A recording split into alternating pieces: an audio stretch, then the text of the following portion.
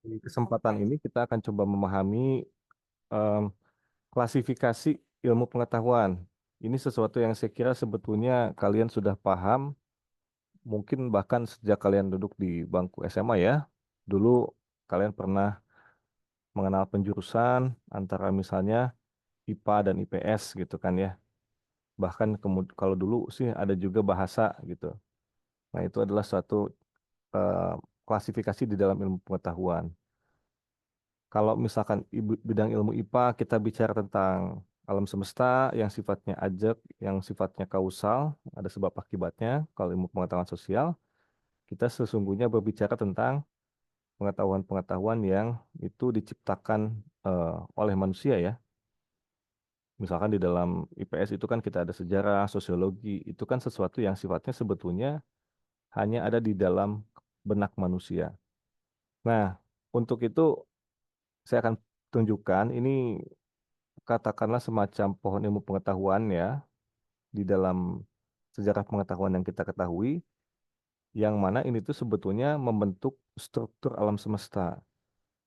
Maksudnya, jadi waktu kita di SMA belajar IPA dan IPS itu teh bukan cuma sekedar pengetahuan yang terpisah-pisah sebetulnya, tetapi merupakan satu kesatuan pengetahuan yang saling menopang.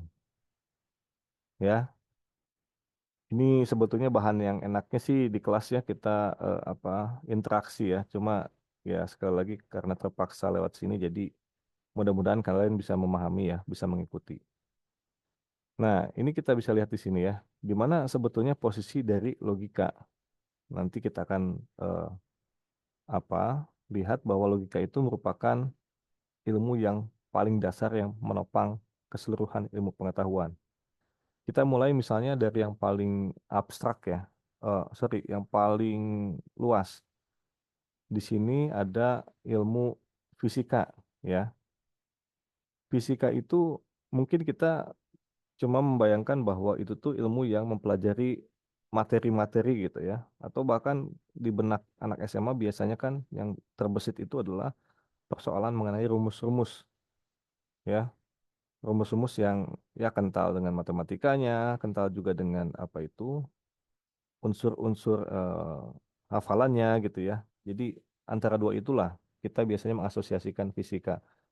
Tetapi sebetulnya kan fisika itu kalau kita lihat sebagai suatu bukan hanya pengetahuan ya, tetapi juga komponen yang membentuk alam semesta itu kan kita sudah menemukannya atau ilmuwan mengatakan bahwa sejak 13,5 miliar tahun yang lalu setelah terjadi Big Bang itu kan terbentuk berbagai macam materi di alam semesta ya. Jadi fisika itu kan komponen yang membentuk alam semesta sejak Big Bang. Nah, materi-materi itulah yang kita sebut fisika ya. Jadi elemen dasar di dalam alam semesta itu adalah fisika. Di dalam fisika ya, di dalam fisika ini misalnya kita bisa melihat ada ilmu astronomi, ilmu yang mempelajari tentang benda-benda langit lah ya. Kita sebut saja benda langit mudahnya. Di mana ini kalau kalian membaca ya katakanlah buku-buku yang sifatnya populer ya, seperti bukunya Carl Sagan, bukunya Neil deGrasse Tyson itu yang bicara tentang bagaimana apa itu kajian-kajian astronomi itu terkait dengan kehidupan kita. Misalnya ada teori yang mengatakan bahwa ya kehidupan di muka bumi juga karena adanya asteroid gitu ya. Jadi kenapa manusia suka melihat ke langit misalkan kalau kalian malam-malam suka melihat bintang gitu. Ada yang kemudian melakukan katakanlah cocokologi ya. Karena secara teoretik bahwa oh yang namanya kehidupan di muka bumi ini ternyata oh, imbas dari adanya asteroid dari ruang angkasa. Artinya adalah makhluk hidup itu berasal dari ruang angkasa kira-kira gitu ya. Ada yang mengatakan demikian. Nah itu saya kira sudah banyak ya kajian-kajian saintifik yang mendukung itu. Tentu saja jangan kemudian kita perdebatkan dengan wilayah teologis ya.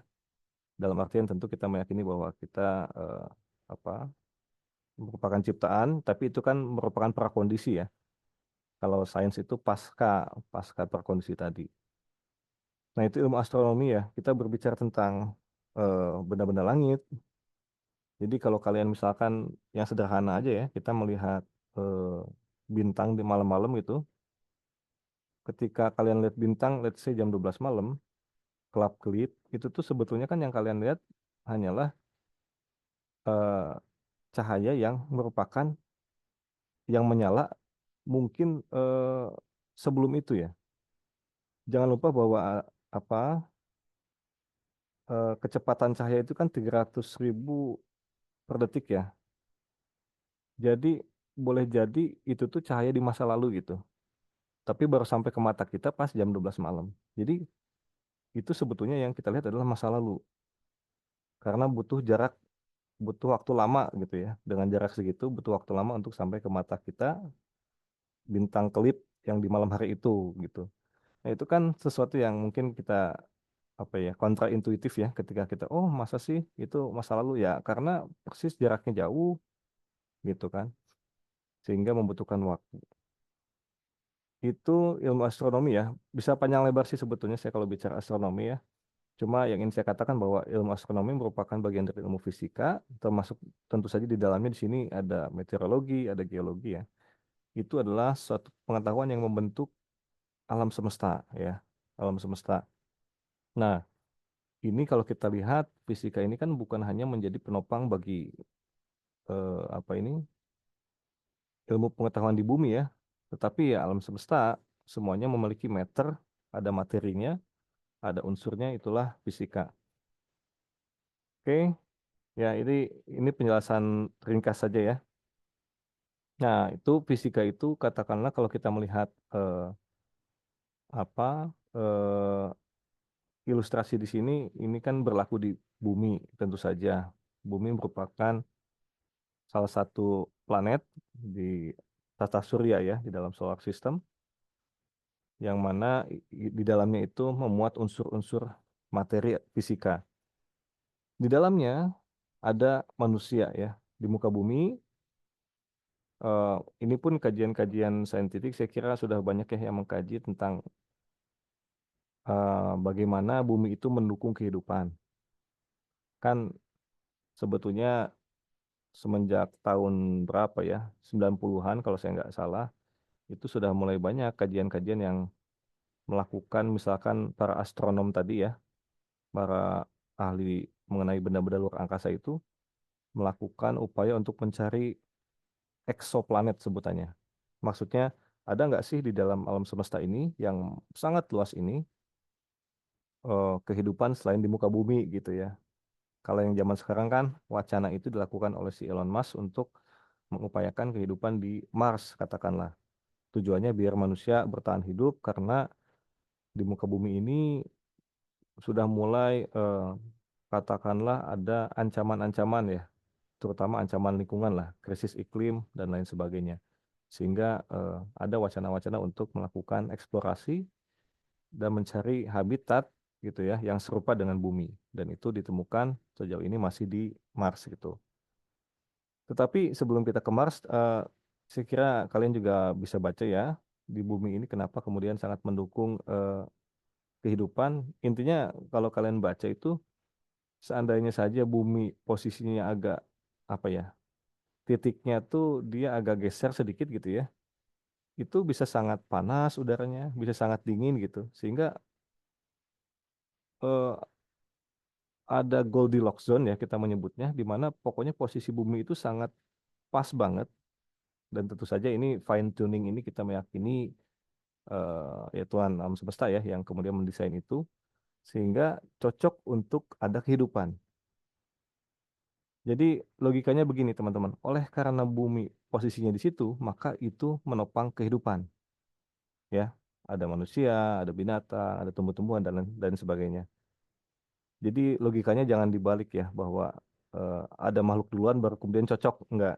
Tapi karena bumi ini cocok, kita bisa punya oksigen gitu ya. Jadi makanya menopang kehidupan. Kalau kalian ke planet lain itu kan suhunya sangat ekstrim ya. Bisa sangat panas sekali, ratusan gitu, atau minusnya sangat tinggi. Itu kan tidak mendukung kehidupan. Nah itu yang saya maksud ya bahwa bumi ini tuning si suhunya, posisinya itu sangat pas. Sekalipun tentu saja banyak sekali seminggu lalu kalau nggak salah baca ya, saya lihat ada asteroid yang ke bumi segala macam itu banyak ya. Tapi somehow nggak kan, nggak apa itu, nggak sampai meledakan. Tentu itu pernah terjadi di era dinosaurus kan ya, itu sebelum manusia. Nah, tapi intinya saya ingin mengatakan bahwa oke, karena fisika maka terciptalah berbagai macam planet dan bintang-bintang ya di alam semesta. Kemudian kita akan coba lihat soroti di muka bumi. Di muka bumi ini ada namanya manusia ya. Nah, manusia itu menciptakan berbagai macam pengetahuan yang secara umum kita sebut sebagai sosiologi. Saya pernah mengatakan nanti kalian secara spesifik akan belajar tentang ilmu hukum. Ilmu hukum itu kan sesuatu yang manusia ciptakan. Sebagai contoh sederhana, di dalam ilmu hukum, nanti kita mempelajari bahwa yang namanya subjek hukum itu bukan cuma manusia, tetapi juga badan hukum. Misalnya PT, perusahaan, atau perseroan terbatas gitu ya, atau yayasan. Itu itu kan sebetulnya adalah entitas-entitas yang bukan makhluk hidup, tapi dihidupkan oleh manusia. Ya, seolah-olah kalau PT dia itu merupakan subjek hukum yang terpisah, yang memiliki kepribadian tersendiri. Jadi maksud saya begini, gampangnya ini mungkin contoh yang pernah saya sampaikan ya. Misalkan kalian lagi di Taman Sari, kalau orang awam kan akan melihat yang namanya makhluk hidup itu ya cuma manusia, mungkin ada kucing gitu ya, binatang lagi lewat, cuma sekedar itu aja. Tetapi kalau kalian selaku orang hukum, nanti kalau ditanya apa subjek yang ada di sini gitu ya, dalam perspektif hukum bukan cuma manusia, bukan cuma kucing, bahkan kucing mungkin belum menjadi subjek hukum dalam artian memiliki hak dan kewajiban, sekalipun itu kalau di Spanyol sudah ya. Kewajiban nggak punya cuma punya hak, tapi kalau dari kacamata kita kan di Taman Sari misalnya kalian berdiri, maka kalian akan mengatakan selain manusia, termasuk juga Yayasan Unisba misalnya. Di situ kan ada yayasan ya, ada apa bank di situ. Itu juga merupakan subjek hukum tersendiri. Itu kalau kita menggunakan kacamata hukum. Nah, itu yang saya maksud hukum itu ciptaan ya. Kemudian di dalam hukum itu kan kita misalnya menciptakan pemilahan kekuasaan antara legislatif, eksekutif, yudikatif gitu kan, untuk menjaga kekuasaan biar tidak korup. Tapi kan pada prinsipnya itu semua merupakan eh, fiksi sosial ya, fiksi sosial yang kita ciptakan untuk menunjang kehidupan dan itu ya dapatlah kita golongkan ke dalam kategori sosiologi. Di dalamnya tentu saja ada juga etika tentang hal yang baik dan jahat gitu ya, yang menjadi pedoman bagi manusia. Tetapi jangan lupa itu pun ditopang oleh ini gambarnya kan otak ya. Ini otak tuh maksudnya berarti ya ciptaan manusia gitu, didesain oleh manusia.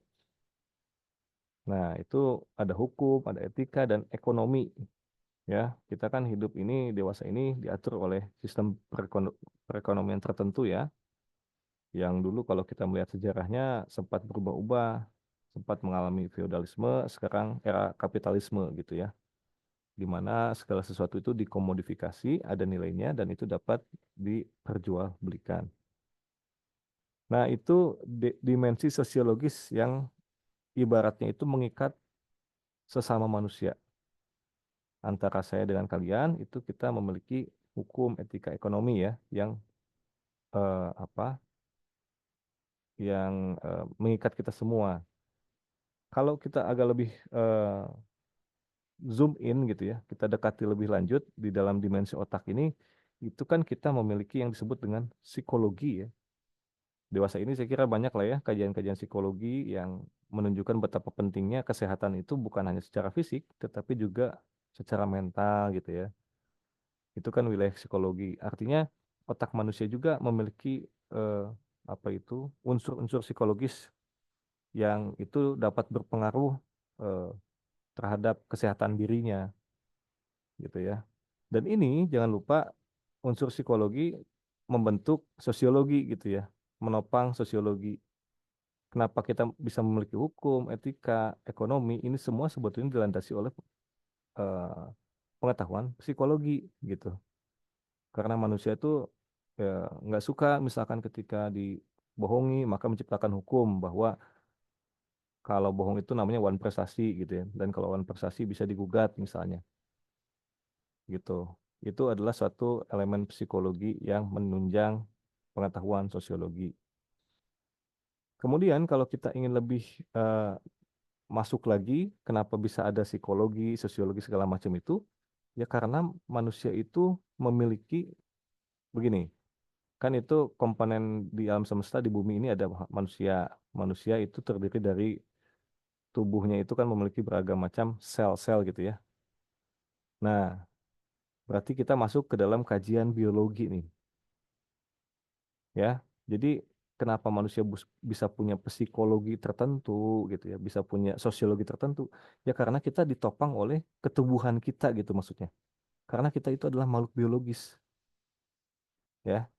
Kalau seandainya tubuh kita ini let's say hologram gitu ya, atau kayak Thanos atau kayak makhluk-makhluk di Marvel itu boleh jadi psikologi dan sosiologinya berbeda lagi. Sebagai contoh, kalau kalian dulu masih ingat mungkin pelajaran biologi, binatang seperti ular misalnya itu kan biologinya begitu, tubuhnya begitu sehingga dia cuma bisa merasakan panas misalnya, dia nggak bisa melihat.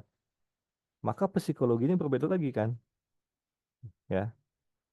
Apalagi nanti tentu saja kalau binatang nggak memiliki sosiologi dalam artian ini ya, sebagaimana halnya manusia karena dia tidak bisa berpikir yang pernah kita bahas itu.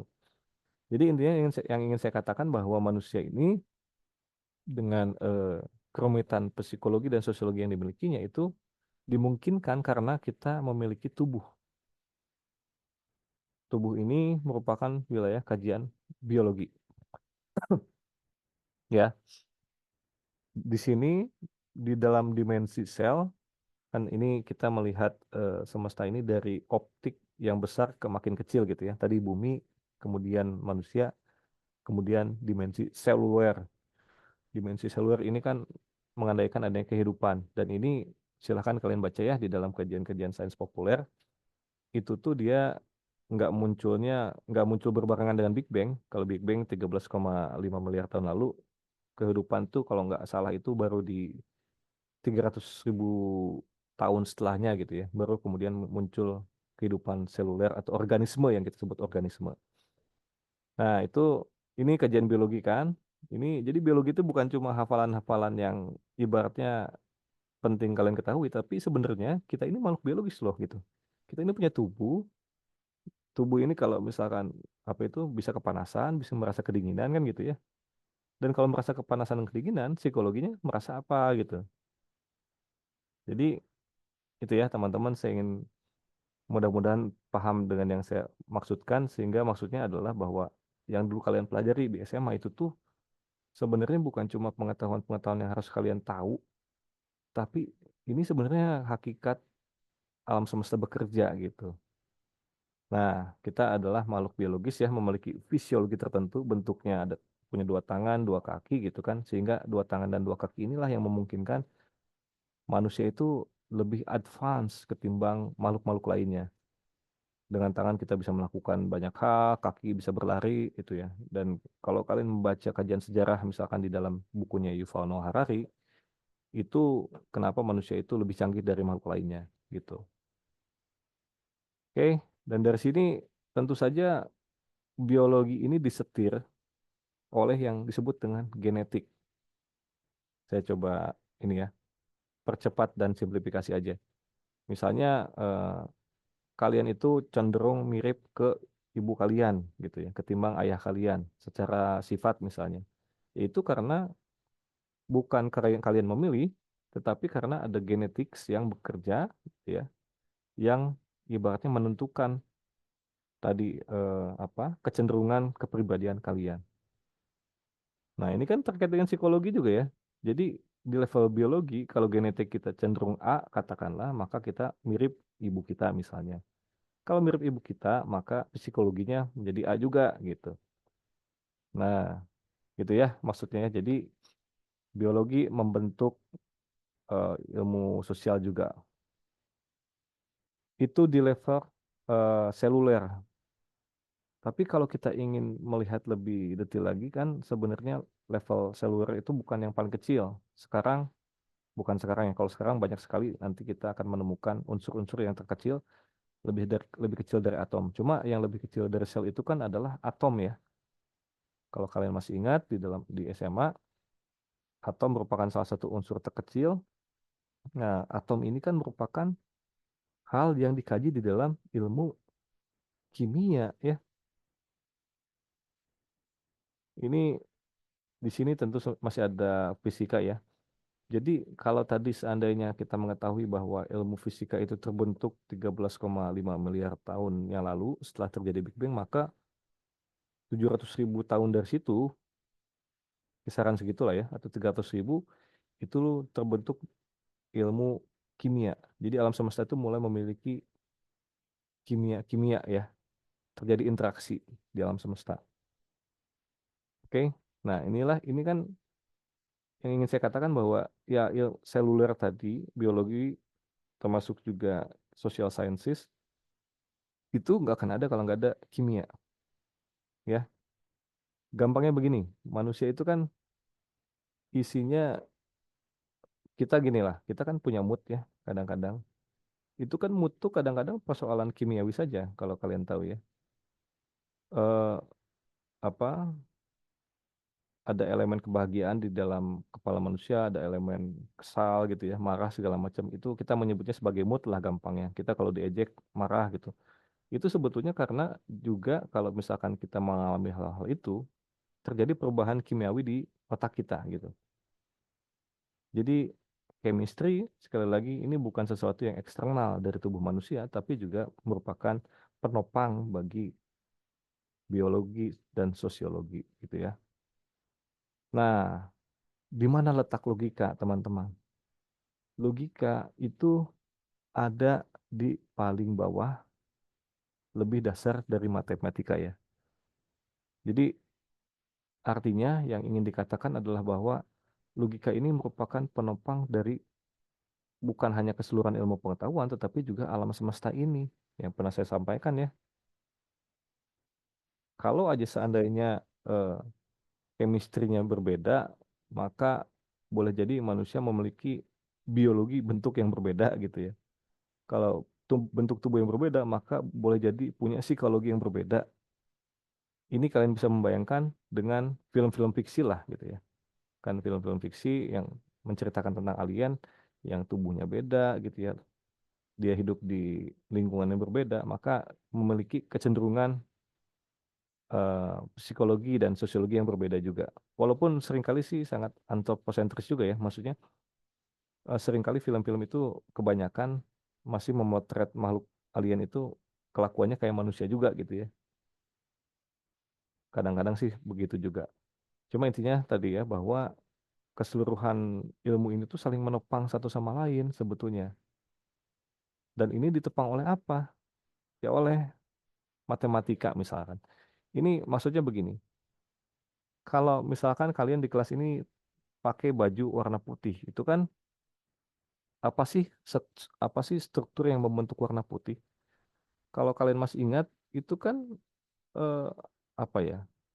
Kalau dalam perspektif matematika, eh, kita bisa mengatakan bahwa warna itu kan merupakan angka biner ya. Ada rumusnya gitu. Dengan angka sekian, maka warnanya adalah putih, ya. Dengan angka yang lain, maka warnanya menjadi merah gitu kan. Jadi segala sesuatu yang kita lihat pakai mata ini dan berwarna, itu kan sebenarnya di balik warna itu ada struktur gelombang maksud saya. Ada gelombang yang membentuk dengan jumlah tertentu sehingga tampilannya menjadi warna putih misalnya. Itu kan berarti matematis ya alam semesta ini. Nah, itu yang saya maksud kadang-kadang kita eh, apa itu luput boleh jadi ya ketika kita melihatnya warna putih itu sebenarnya putih itu karena panjang gelombang gitu. Tadi gelombang itu ya unsur-unsur kimiawi gitu ya. Nah, itu yang kemudian diserap oleh biologi dalam arti kita pakai mata kita dilihat misalnya. Jadilah yang kalian lihat atau saksikan saat ini. Itu matematika. Nah, apa yang melandasi matematika? Matematika ya logika gitu ya. Jadi logika merupakan bukan hanya ilmu yang nanti kita pelajari untuk bisa berpikir benar, tetapi ya sebenarnya alam semesta ini memiliki atau ditopang oleh logika. Sederhananya jika terjadi A maka B gitu loh. Kan itu niscaya ya, sesuatu yang niscaya misalnya. Dan itu membentuk fisika, life sciences, social sciences, dan seterusnya dan seterusnya. Ini bisa dipahami nggak teman-teman yang saya sampaikan? Bisa, Pak. Oke, ini ya. Jadi kira-kira begitu tentang letak logika. Sekali lagi dia tentu saja nanti kita akan lebih mempelajari logika sebagai katakanlah eh, keterampilan tertentu untuk melakukan penyimpulan yang sahih gitu ya. Mana penyimpulan yang tepat dan valid. Tetapi saya ingin tunjukkan bahwa sekali lagi ilmu pengetahuan itu bukan cuma ibaratnya hafalan-hafalan yang harus kita tahu ya, tetapi sebenarnya membentuk kenyataan kita gitu. Kita manusia memiliki tubuh gitu ya. Tubuh dimungkinkan karena adanya zat-zat kimia gitu kan. Ya, dan itu ditopang oleh fisika ketubuhan kita dan kita menciptakan hukum dan lain sebagainya. Begitu ya. Ini merupakan posisi dari ilmu logika. Em, ya, ini saya mestinya menerangkan juga tentang filsafat ya, tetapi saya kira nantilah di pertemuan berikutnya saja. Nah, ini saya ingin sedikit mengulas lagi level pengantar ya mengenai logika. Jadi logika kita bisa lihat dapat kita maknai sebagai perkataan yang merupakan manifestasi pikiran. Ada beberapa pengertian yang biasanya diasosiasikan terhadap ilmu logika. Pertama, logika itu adalah teknik berargumentasi yang benar. Ini nggak jarangnya orang punya persepsi begini. Ini saya tempatkan yang angka 1 sampai 4 ini sebagai pernyataan yang sebetulnya kurang tepat atau tepat setengahnya lah. Kalau tidak ingin dikatakan salah ya. Bahwa logika merupakan teknik berargumentasi yang benar, ya benar sebagian ya. Tetapi nanti kita lihat. Pendapat kedua mengatakan logika merupakan cara berpikir sesuai akal sehat. Nah, ini sudah kita bahas ya di pertemuan pertama bahwa logika itu dia memiliki universe-nya sendiri, memiliki semesta sendiri sehingga kadang-kadang nggak sesuai akal sehat. Misalkan saya katakan begini, em, semua semua manusia adalah tumbuhan ya. Semua tumbuhan adalah hewan, maka semua manusia adalah hewan. Nah, itu kan sesuatu yang mungkin nggak masuk akal karena nggak sesuai dengan kenyataan, tetapi penyimpulan itu merupakan penyimpulan yang valid ya. Karena bangunannya cenderung sama. Misalkan jika A maka B, jika B maka C gitu kan. Cuma begitu aja. Nah, berikutnya logika sering dipahami sebagai kemampuan berpikir rasional manusia. Ini juga saya kira benar sebagian ya. Berikutnya logika merupakan teknik menarikan kesimpulan berdasarkan hukum berpikir yang universal dan abadi. Nah, betul bahwa ilmu logika merupakan teknik penarikan kesimpulan, tetapi hukumnya itu nggak universal dan abadi. Nanti ini kita pelajari di pertemuan berikutnya. Sehingga secara umum saya kira yang aman dijadikan pegangan sebagai definisi adalah bahwa logika adalah ilmu tentang bentuk-bentuk penyimpulan yang sahih. Atau kalau ingin kita tambahkan ilmu dan keterampilan gitu ya. Ilmu dalam arti apa? Dalam arti sains dan kepiawaian praktis ya, teknik. Ini apa dimensi teknik itulah yang mungkin akan lebih kita banyak pelajari ya nanti di pertemuan berikutnya. Kemudian logika itu mempelajari bentuk penyimpulan, bukan isi pernyataan. Jangan lupa isi pernyataannya bisa macam-macam kayak tadi. Semua manusia adalah tumbuhan, semua tumbuhan adalah hewan, maka semua manusia adalah hewan. Itu kan pernyataan yang salah, tapi penyimpulan itu betul gitu ya. Itu runut. Nah, itulah yang dikaji oleh logika. Kemudian logika mempelajari kesahihan tadi ya. Tadi itu valid kan. A jika A maka B, jika B maka C. A adalah C gitu. Itu adalah penyimpulan yang sahih. Tapi kalau dikatakan benar, ya enggak sih, karena pernyataan masing-masing itu enggak sesuai dengan kenyataan. Dan logika itu fokusnya ke soal kesahihan. Nah, objek material dari logika itu adalah penalaran, ya. Ini ada yang menyatakan sama dengan berpikir, tetapi saya cenderung untuk mempermudah kita membedakannya dengan berpikir.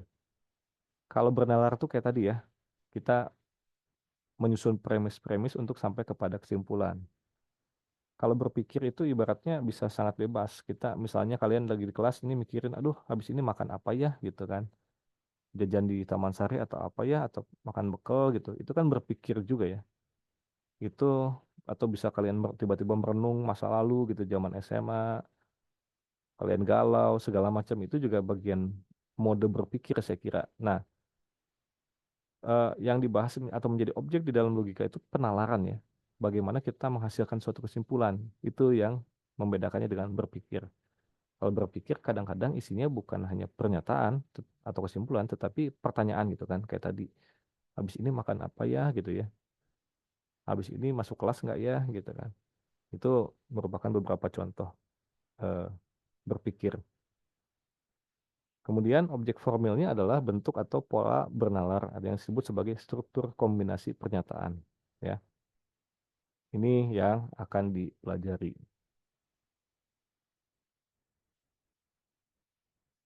Ini ya, kalau kita melihat rincian perbedaan antara berpikir dan bernalar. Sekali lagi, kalau berpikir itu merupakan proses mental atau apa itu aktivitas akal budi untuk menghasilkan pikiran, ya. Yang menghasilkan pikiran ini apa? Ya bisa rasionalitas kita, bisa emosi kita, bisa intuisi kita kan. Dan ini sifatnya itu umum. Ini mencakup hal-hal yang kita sadari dan tidak kita sadari. Dan yang mengkaji soal pikiran ini itu banyak sekali ya disiplin ilmunya. Ada filsafat, akal budi, ada juga psikologi ya. Di Unisba kan ada jurusan psikologi itu. Ada juga biologi, neurologi dan neuroscience. Ini adalah kajian-kajian ilmu yang mempelajari tentang bagaimana eh, kesadaran itu muncul gitu ya, bagaimana manusia itu berpikir. Itulah disiplin ilmunya. Jadi bukan wilayah kajian logika gitu. Nah, yang kita kaji itu adalah penalaran, yaitu proses mental dalam menghubungkan pikiran-pikiran secara rasional sehingga menghasilkan kesimpulan. Dan ini merupakan murni kerja rasionalitas kita, ya. Jadi kita ingin mengetahui bagaimana penyimpulan yang benar gitu kan. Sehingga sifatnya di sini khusus, partikular, merupakan sub process of thinking. Jadi tadi ya kalau berpikir itu bisa macam-macam. Nah, salah satu bentuk berpikir itu adalah bernalar yang lebih spesifik. Dan ini kita bicara tentang aktivitas sadar manusia di dalam menciptakan kesimpulan-kesimpulan. Dan inilah wilayah atau posisi dari ilmu logika. Ya, berikutnya ini sedikit saja mengenai klasifikasi ya. Tadi saya di awal bicara tentang pembidangan-pembidangan keilmuan. Nah, secara umum sebenarnya kita dapat melakukan pemilahan gitu di antara disiplin ilmu yang kita ketahui. Secara garis besar kita bisa memilah antara ilmu-ilmu teoritis dan ilmu-ilmu praktis. Ilmu-ilmu teoritis ini itu terbagi lagi menjadi dua, ada ilmu-ilmu formal dan ilmu-ilmu empiris.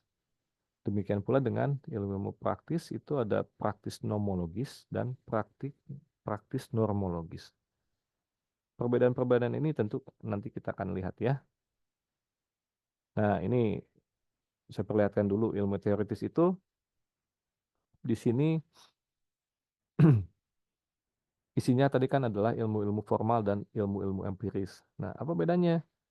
Nah, kalau ilmu formal itu isinya seperti logika dan matematika ya, yang paling dasar banget kayak tadi. Yang diselidiki di situ adalah sistem penalaran dan perhitungan, ya kan? Kita sebenarnya di dalam ilmu matematika pun yang isinya angka-angka itu dia nggak ngomongin semesta yang faktual, tetapi sistem perhitungan. Lain halnya dengan ilmu-ilmu empiris. Ilmu empiris ini mencakup IPA dan IPS ya. dia itu kan menelaah gejala faktual.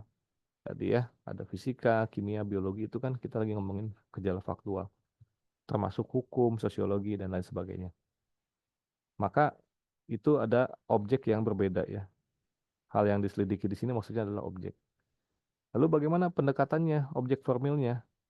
Ini secara formal, kalau ilmu formal itu, kalau ilmu empiris secara material dari bahan-bahan yang ada gitu ya.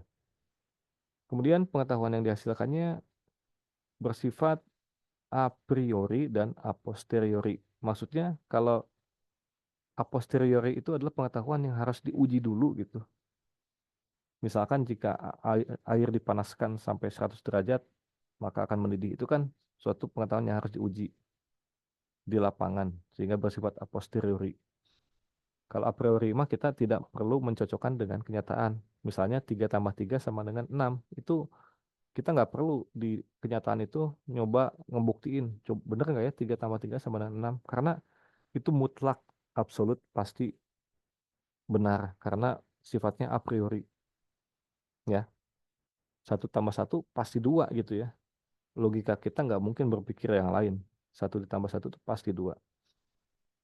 Sehingga tidak memerlukan pembuktian secara empiris gitu loh. Itu perbedaan antara ilmu yang sifatnya formal dan ilmu empiris ya. Nah, kemudian ilmu empiris ini kan kita bisa lihat bisa dibagi lagi menjadi IPA dan IPS lah gampangnya ya.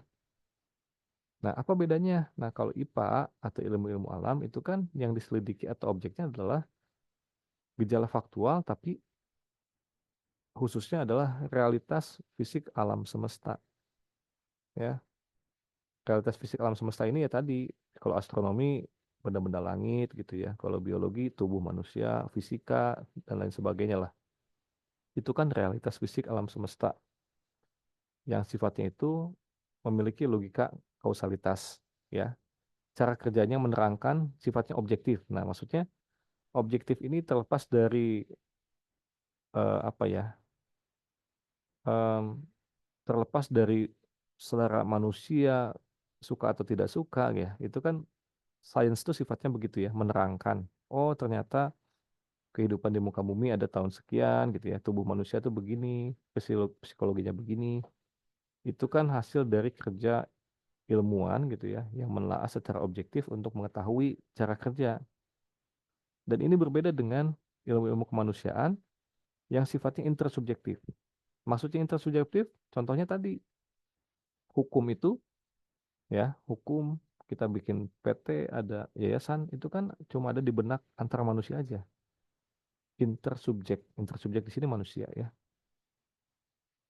Ada negara ya, saya pernah bertanyakan di kelas ya bahwa ada nggak sih negara? Ada Pak, ada wilayahnya segala macam, ada bendera. Ya itu kan yang bikin manusia gitu ya. Jadi di kepala manusia doang. Itu yang saya sebut sebagai intersubjektif dan cara kerjanya memahami ya. Kita maksudnya itu berbeda dengan tadi yang sifatnya objektif sehingga hanya perlu menerangkan. Kalau ini kita memahami sebagaimana halnya kita ketika berhadapan dengan katakanlah kebudayaan-kebudayaan gitu ya. Ini di Indonesia ini kan banyak ya suku, agama, ras dan lain sebagainya yang mungkin memiliki kultur berbeda sehingga untuk tahu tentang hal itu semua kita harus melakukan pemahaman, memahami. Nggak cukup hanya tahu menerangkan gitu ya. Oke itu ya bedanya. Ini sifatnya kalau IPS itu intersubjektif, kalau IPA itu objektif. Nah, apa saja ilmu yang termasuk kelompok ini tadi ya? Kalau IPA itu ada fisika, kimia, biologi, astronomi. Kalau IPS ya ilmu sosial, sejarah, ilmu bahasa. Ini semua merupakan bentuk-bentuk ilmu-ilmu empiris. Ya. Nah, kemudian kalau ilmu teoritis tadi ya, itu memiliki dalil logika yang bersifat kausalitas. Jika A, maka B gitu ya. Kan seperti itu ya di dalam ilmu-ilmu teoritis, baik yang ilmu formal maupun ilmu-ilmu empiris tadi. Nah, tetapi ada juga di sini saya tambahkan ilmu-ilmu praktis. Ilmu praktis itu ada dua, ilmu praktis nomologis dan normologis. Ya, ilmu praktis nomologis itu ilmu kedokteran, misalnya. ilmu teknik, manajemen, ilmu komunikasi. Tapi ada juga yang disebut dengan ilmu praktis normologis, yaitu ilmu hukum, etika, dan pedagogi ya. Nah, di sini kalau kita perhatikan berlaku asas imputasi. Contohnya begini, kalau misalkan katakanlah ada seseorang namanya A gitu ya, si A ini membunuh si B gitu kan, membunuh si B. Maka pertanyaan hukumnya kan apakah si A itu harus dihukum, harus dipidana? Tentu saja pertama-tama tidak niscaya ya. Maksudnya kalau kausalitas kan jika A membunuh B maka A akan dipenjara. Itu kalau kita menggunakan logika kausalitas. Di dalam hukum itu kan berlaku asas imputasi ya. Jika A membunuh si B maka si A seyogianya. Seyogianya itu artinya seharusnya dipidana. Tetapi jangan lupa di dalam ilmu hukum pidana kita akan mempelajari nanti boleh jadi si A itu melakukan pembunuhan bukan karena dia sengaja dan jahat, tetapi karena dia ingin mempertahankan dirinya, melakukan self defense atau berada dalam kondisi terpaksa gitu ya. Sehingga oh karena terpaksa atau katakanlah si pelakunya gila gitu ya, si A itu bukan orang yang waras, maka boleh jadi dia dihapuskan unsur pemidanaannya gitu ya. Dia tidak mesti dipidana. Nah, itu kan contoh bahwa yang namanya ilmu hukum itu dia tidak bersifat niscaya jika A maka B, tetapi jika A maka seyogianya B gitu ya. Itu perbedaan di antara ilmu normologis misalnya ilmu hukum dan ilmu nomologis seperti ilmu kedokteran. Kalau suhu tubuh kamu lebih tinggi dari 38 derajat Celcius maka kamu demam, itu makin jelas ya. Jika 38 derajat Celcius maka demam bersifat kausalitas. Tapi kalau dalam ilmu hukum sekali lagi sebetulnya ada logika yang berbeda karena kita menggunakan asas imputasi. Nah, dari sini tentu saja kita bisa melihat ada perbedaan tujuan. Kalau ilmu teoritis itu tujuannya menambah pengetahuan, tapi kalau ilmu praktis ini kan baik itu ilmu hukum maupun kedokteran itu berusaha menyelesaikan masalah yang konkret ya. Nah, kemudian tetapi juga ilmu teoritis ini diserahkan kepada ilmu lain untuk memecahkan problem konkret. Jadi tentu kita akan menggunakan ilmu-ilmu formal dan ilmu empiris tadi ya dalam ilmu hukum sendiri. Karena nanti kalian belajar bahwa di dalam ilmu hukum misalnya kita tetap membutuhkan keterangan-keterangan dari ahli gitu ya untuk mengetahui suatu peristiwa pidana dan lain sebagainya lah. Jadi kita ilmu ini saling menopang. Ya, ini saya kira sepintas tentang eh, apa ilmu-ilmu ya yang mesti kita pahami bahwa logika sekali lagi dia itu bukan cuma sebatas keterampilan praktis yang mesti kita pelajari biar kita bisa berpikir benar gitu ya, biar penalaran kita valid karena buat orang hukum itu kan menjadi landasan penting mengingat orang hukum itu pada dasarnya menciptakan argumen ya di dalam melakukan aktivitas-aktivitasnya. Tetapi juga bahwa logika itu merupakan komponen kenyataan berdasar gitu ya. Ada pertanyaan nggak